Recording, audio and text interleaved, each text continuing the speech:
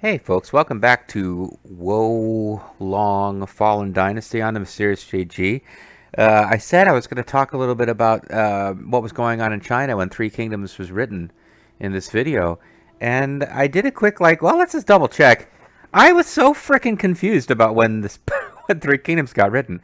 I had this idea that Three Kingdoms was written around the time of the Opium Wars, where the Western powers were coming in and just it's a complicated history, and I actually just read some, like, they're no longer maintained. I think they're kind of like not politically correct anymore. But I was reading some old State Department, it's like statedepartment.gov, like, has stuff on the history of American diplomacy with this kind of, I don't know if whitewashed is the right term, but this sort of, this version of like the American diplomacy during the times the Opium War was happening. Americans really kind of took advantage of the fact that Britain and France were just flat out attacking Chinese forts and making the Chinese agree to concessions. And then because of the nature of how diplomacy was working in China, any concession won by one Western power was given to them all. Like, they were standardizing how they were treating the Western countries. So, like, the British and French would go in and use military force, and then Americans and Russians and the Dutch would all kind of reap the benefits, and then the Americans would negotiate for something they wanted, and the British and French and the Dutch and the Russians, they would all reap the benefits. It's like at the very end of this article on the State Department website, it mentions that this period, the events of this period helped to build a certain resentment amongst the Chinese of what they perceived as Western imperialism. And it was kind of well, no, duh. Like, the French and the English would just go in and fucking shell their forts and make them surrender and make them agree to diplomatic terms. But then they would all be ratified in Western-style treaties because diplomacy didn't work that way in China. Like, you went in, like, China's way of doing things was fucked up and backwards, just as much as the Western powers at the time were being fucked up and imperialist. Like, in order to do business in China, you had to basically kowtow to the emperor. You had to acknowledge that Chinese culture was superior to barbarian culture, and that it was only through the grace of the emperor that you were being allowed the privilege of trading with goods from the promised kingdom.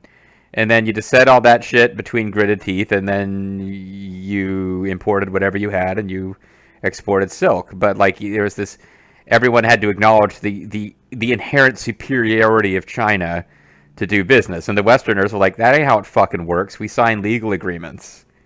And if you don't want to sign the agreement we got, we either negotiate with you, or if we think we can, we fuck your army up until you're at a point where you got to agree to our terms. Neither of those two approaches seems particularly enlightened. But anyway, I thought that's when Three Kingdoms was written. Three Kingdoms was written hundreds of years before that. Three Kingdoms was written around the time the Yuan dynasty was being replaced by the Ming dynasty. And that's a really interesting period in history I don't know very much about. I'm not like... I realize I'm sounding like it's much more common in America for people to be like obsessed with Japan than to be obsessed with China. But I sound like I'm some kind of like weeboo or weeabo, whatever the fuck that's like, the white person who wants to be Asian. It's not. I'm not. I'm cool with the ethnicity I belong to. I just find that histories of different regions interesting. The Yuan dynasty, that's what's going on in Ghost of Tsushima. That's when the emperor, like, the Chinese imperial practices are being followed, but essentially you have a foreign emperor. Like, the Mongolians have basically taken over Chinese government, and they're still following the a lot of the cultural norms of China. The Yuan, I don't know that much about the history, but it's really interesting. Basically, Genghis Khan had conquered China and pretty much the entire fucking world as far as he knew it, and he died. And the Mongolian, like the Great Khan's empire, gets split amongst his sons, and you have different hordes, and they all eventually collapse. And Mongolia today is a physically large but extremely sparsely populated and very poor country, which is basically a pawn between spent most of the 20th century being a pawn between the Soviet Union and communist China. But But at the time, yeah, the Mongolians had basically taken over the world. As far as like there was no place in the world like they didn't expand to like fucking African deserts, and they didn't cross the oceans to invade North America, but Genghis Khan had more or less conquered the world, and then China ended up being, because China was like Rome. It was the big empire at the center of the Eastern world. It's like if Rome was still around, more or less intact, but with a different government system today. So when the Mongols take over China, they kind of morph into becoming the Chinese. So you've got this kind of weird amalgam of Mongol culture and Chinese, like Han ethnic group Chinese culture. And eventually the Yuans are the Yuan dynasty, not to be confused with the Yuan family, which is going to pop up, I'm sure, over the course of this game because of Yuan Shao and Yuan Shu. But like the Yuan dynasty is basically Mongolians who have become too Chinese to be accepted by the Mongolians, but they're too Mongolian to be accepted by the Chinese. And eventually they're kind of overthrown by the Ming dynasty, which is like a Han ethnic Chinese dynasty. And there's a whole lot of stuff I don't know that I'm going to like kind of be half right about and half wrong about and confuse things. There's a difference between the Han ethnic Chinese group and then like the Manchurian is a different kind of thing. And there's like it's all very opaque to Westerners, but there's different ethnic groups. I know there's like the Hong ethnic group because they pop up in the film El Camino. And one of my favorite cross-cultural moments ever is when Clint Eastwood is in the home and like the young I think it's Hong. I might even be getting that wrong. The young woman has invited him into the house, and then the older like grandma age person says something to him in Chinese, and like with kind of just a nasty edge. And Clint Eastwood was like, "What did she say?" And the young lady is like, "She said, 'Welcome to our home.'" And he said, "No, she didn't." And the young lady says, "No, she didn't." Anyway, no, but all this, what I'm getting at is that I think what was actually going on in China as this was being written, which I did not understand. I thought it was during like the Opium Wars when China was at a really low ebb, and the author Lo Guangzhong, I think is his name, was really like romantic about the imperial greatness of like the greatness of China's imperial past. What was going on was that it was around the time the Mongols were being kicked out by the Han Chinese. So it's this romantic talk about a time of like, here's how the empire run when ethnic Chinese heroes struggled to build an empire. And I think that it was being written during a time when and this is always that's where the expression comes from, may you live in interesting times. It's always the middle time of any dynasty is usually a time of prosperity and peace. The very beginning and the very end are usually rough times. So switching from Yuan to Ming was a rough time. And this is a guy writing a novel about another time when there was chaos, but there were also great heroes who embodied Confucian virtues, which I think was probably something the author was like really into, these traditional Chinese Confucian values. It's more serious. People who've read the book talk about there's a conflict between Confucian morality and legalism, which is a different Chinese doctrine. That's all kind of over my head and my knowledge. But like, I do find some interest in like the yellow turbans don't come off good in the novel, and they don't come off good in any pop culture that's based around the novel. But like to a Western region, it's like they're peasants who were starving and being brutally repressed by the empire. Why do you keep making them out to be assholes? So I don't know if in real history the yellow turbans are going around like burning down villages and murdering people, but that's what they're doing in this game, for sure. Meanwhile, the heroes who were fighting the yellow turbans were mostly warlords who kind of their own power and prestige within the court was based entirely around they had to have someone to fight or they didn't have a purpose. Like Cao Cao, between campaigns conquering other warlords, would send his armies to suppress leftover bandits from the Yellow Turban Rebellion just because you couldn't have soldiers sitting around with nothing to do.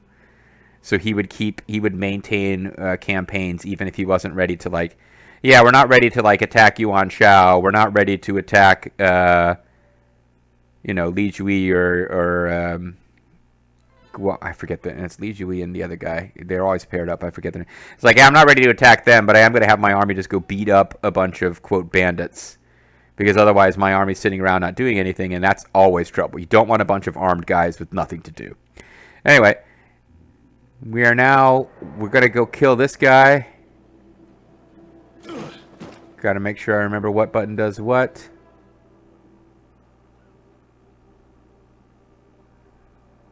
I think it makes more sense to kill the really strong one.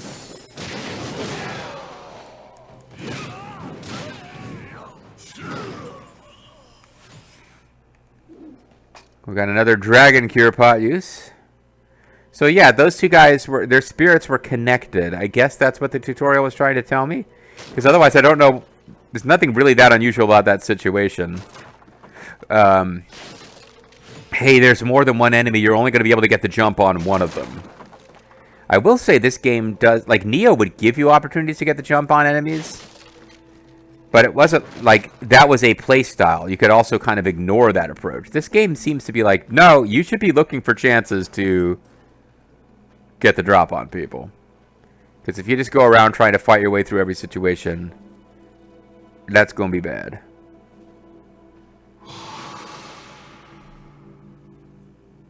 Alright, well, let's try to find out who murdered this fellow. Man, we got a lot of these flags. I guess it was a good thing to advance out of the first level if I wanted to get to places where people who aren't terrible at video games started experiencing difficulties. And I've got myself turned around. I thought I knew where I was going. I feel like I thought we were... Oh. I guess I only had I had a limited time to take advantage of that boost.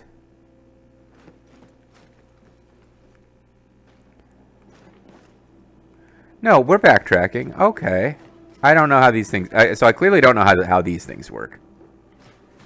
A swarm of yellow turbans stands in our way. Do they? The odds are against us. To overturn them, we'll need the element of surprise. Well, I had been focusing on a strategy of getting good at going undetected. But yeah, okay, so this seems to be... The prior level was all about learn how to counter. This level seems to be about learn how to sneak.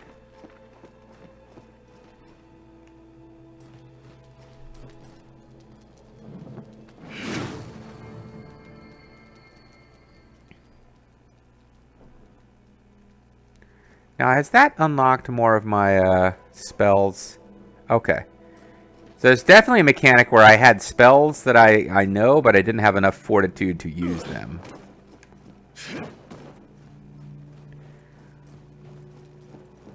And I'm enjoying this I'm enjoying...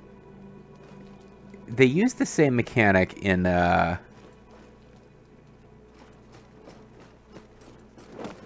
They use the same mechanic in a game I'm almost certainly not going to get around to Let's Playing, even though it would be an amusing Let's Play in a lot of ways, but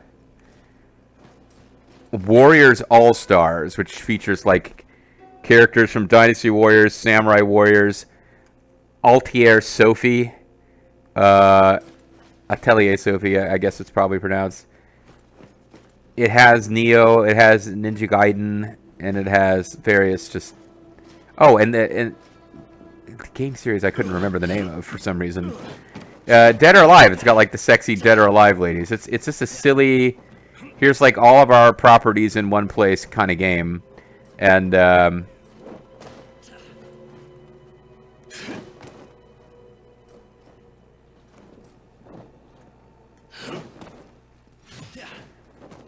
small genuine key cloth. I was trying to think if that was even worth all the effort it took to find it.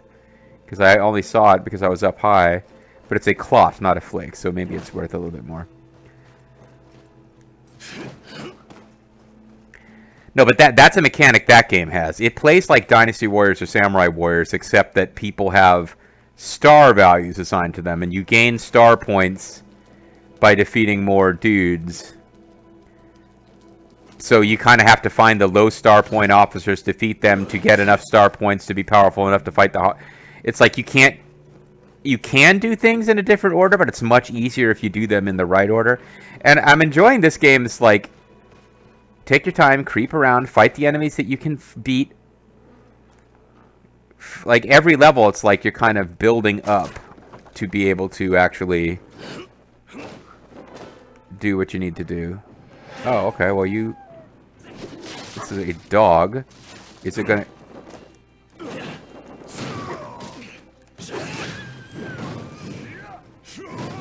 I was kind of hoping to sneak up, but that didn't work.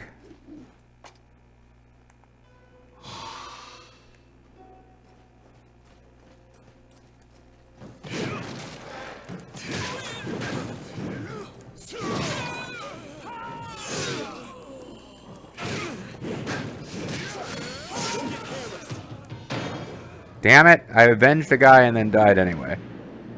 So I avenged the guy and then died. Zhao Yun tried to tell me not to get careless. Okay. Well, I'll get a bunch of stuff back if I get my revenge here. But I do need to be more careful about how we do things.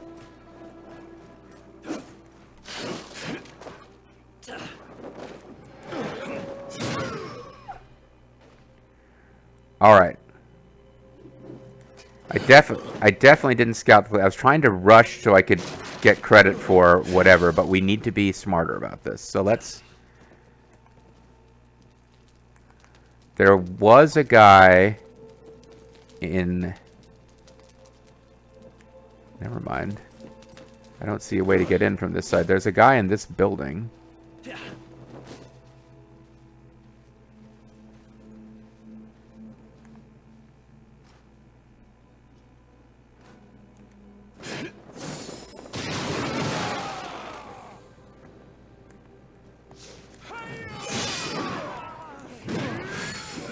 Alright, that's more like it, JG. That's what the game wants you to do.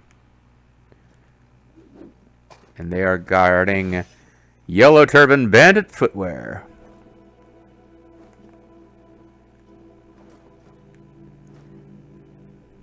I do appreciate, too, that you got a little... Here's how much I've noticed you meter.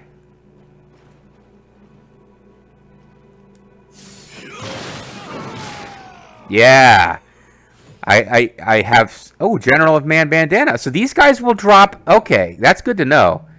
It's a rare drop for them, but they will drop stuff out of the... Well, they'll drop low-quality stuff, but... They will drop General of Man stuff. The General of Man himself dropped, like, 4-star General of Man Bandana. So this guy just dropped a 1-star, so I won't be switching to that. But if like they drop a 1-star armor or a 1-star footwear, it would allow us to at least get all of the set, even if I won't have a very good example of each. But yeah, that's much more the way the game actually wants to be played. What we did there, sneaking around, finding a way to get the jump. Or at least... Yeah, there's guys out there who are just like clearing all these battles by just like zipping in there and area of effect murdering everyone, whatever.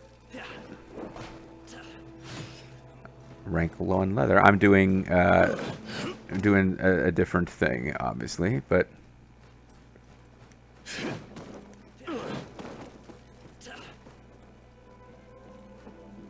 talk. Who's there? An ally? I thought everyone... Alright, let me respectfully put my club on my back while you talk. Got anything more? Oh. We're done for here. We have asked for aid, but it doesn't appear any reinforcements are coming. What are Zhao Yun and I, chopped liver? I had hoped to retaliate against the Yellow Turbans, but it seems I've already met my... It sort of does. I wish I could have helped you, friend, but not a whole lot I could do. Anyway, it's nice that you're guarding this treasure here. The Yellow Turbans weren't able to get it because you were clearly putting a stop to them. Right, so... Xiao Yun, anything to say to this dead comrade? He's part of your force there, the Gongzung Zanis. The Gongzung Zanies. Are we meant to be heading for that tower? That would be Lent's goal. If he were here. Tao wants to translate books. Lent wants to go to a tower. And the Rizza, as someone in the comments has pointed out, is basically just renowned for thick thighs. Thick thighs save lives, according to perverts everywhere.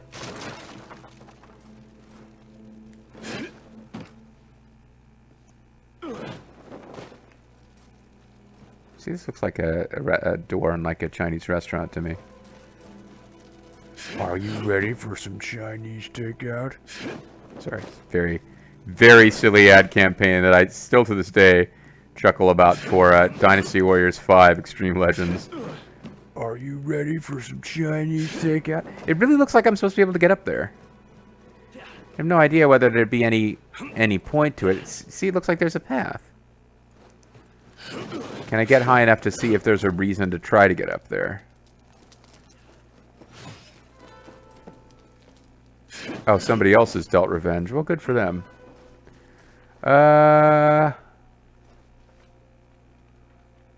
It seems obvious you're supposed to be able to get over there. I can't really see that there's anything epic and game-changing about getting over there.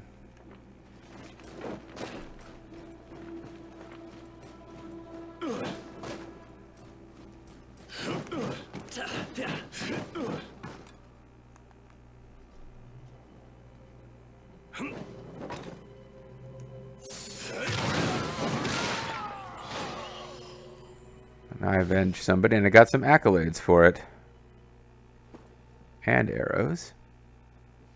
Yeah, I don't see anything that you would actually get by going over there, but it does seem like it's laid out for you to be able to get there. So I'm not going to worry about it too much. I'm probably just really close, but not quite making a difficult jump. Can I talk to you? You're dead? You're not just like a little bit dead like that other guy was. Meaning he wasn't dead.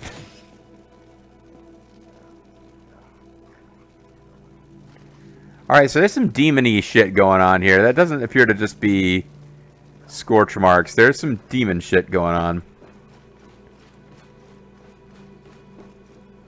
And I would imagine we'll get a tutorial on demon-y shit as we get closer.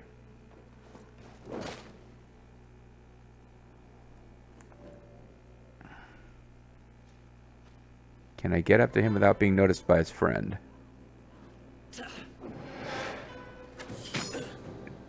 Okay. Someone else noticed us. That's fine. We'll go get him. Oh, Xiao Yun's already got it.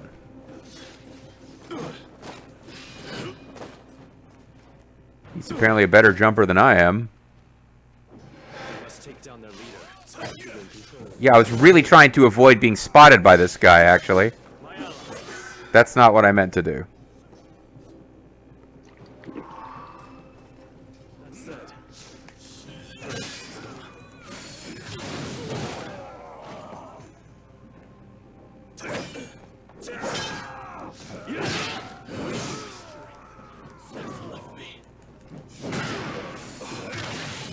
Okay.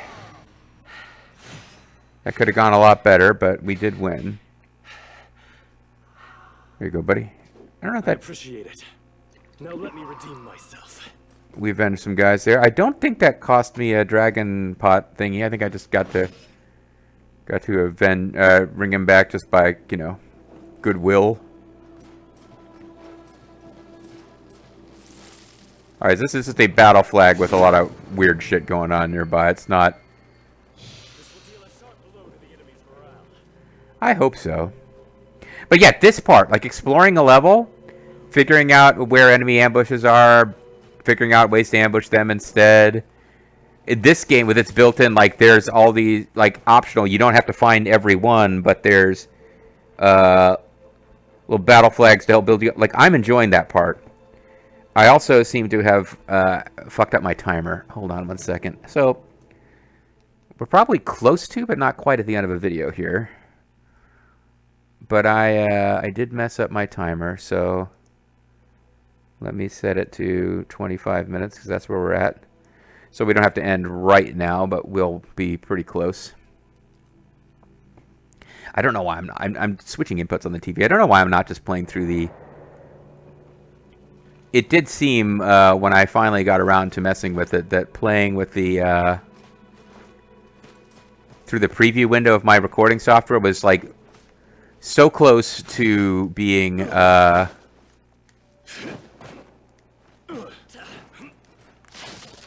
was so close to real time that it wasn't making a difference. I wasn't losing anything. But this game, like, if it's like a quarter of a second late, it might make a difference because this is meant to be a much harder game than, you know, I was playing Nobunaga's Ambition, not a game where split-second timing is really the point.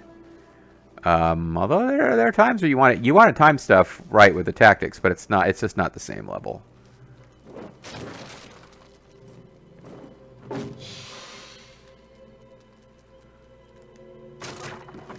So I got 4 of 7, 2 of 5. I know they told us how to read that stuff throughout the tutorials. I just wasn't paying enough attention.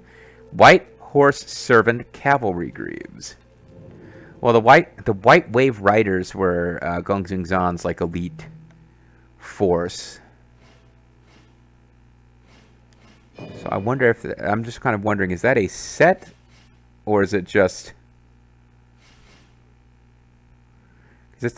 Can you tell that something is a set? The yellow heaven must rise. Okay, so there's a little line there where it will tell you if it is a set. So you should know. I'm just flipping through, looking at all of them. The yellow heaven must rise is the only thing that's popping up. So there's no nameless warrior set.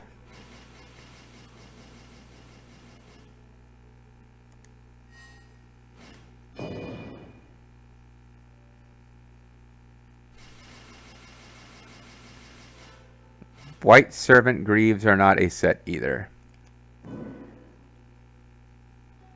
Famous idea espoused by King Wo Long of Zhao, one of the 7 major states in the Warring States period, was to wear the footwear of the nomadic barbarian while practicing horseback cavalry. The barbarian's cavalry had been in blah, blah, blah. So I think this is going to be a thing we'll find around here because it's associated with Gongsun Zan. But it's not a set that I need to worry about collecting.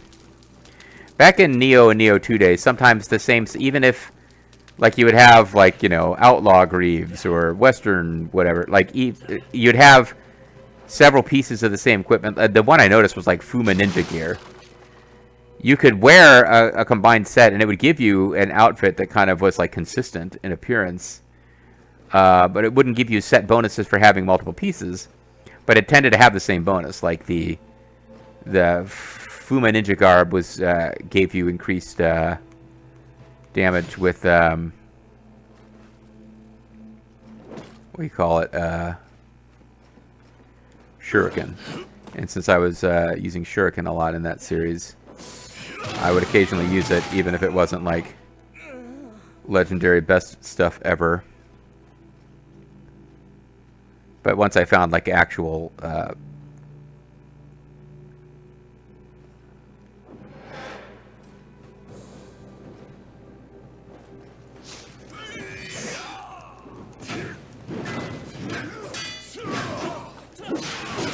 so these are guys I've already beaten, but we rested since. So I can kill them again for extra glory, but I'm not actually getting anything here, really. Oh, fuck.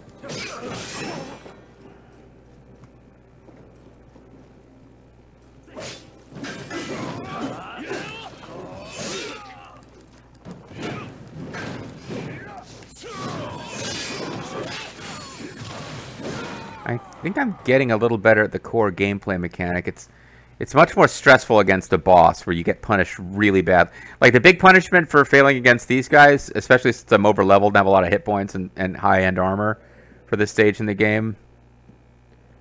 Although I quickly replaced the DLC stuff. It's really just not that amazing. Ah, damn, I was hoping to sneak up on you.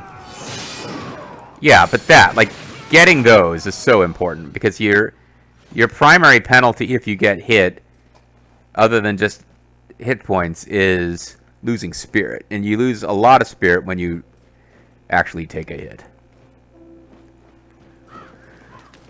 Alright, so I'm...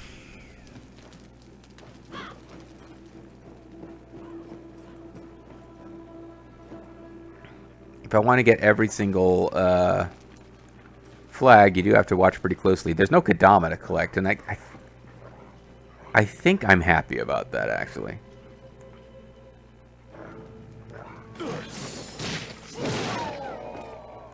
Sorry, doggy. I think ultimately collecting Kodama... I can't decide. It was fun, other than the fact that it was a little stressful when you're trying to beat a level to think, if I don't get all the Kodama, I have to come back. It was only annoying when you weren't sure if you were at the end of a level or not. Otherwise, collecting the Kodama was fun. I guess people didn't like it because it does not appear that some Chinese equivalent of Kodama collection is in the game. But going around hunting down the optional flags, I guess, has some of the same flavor.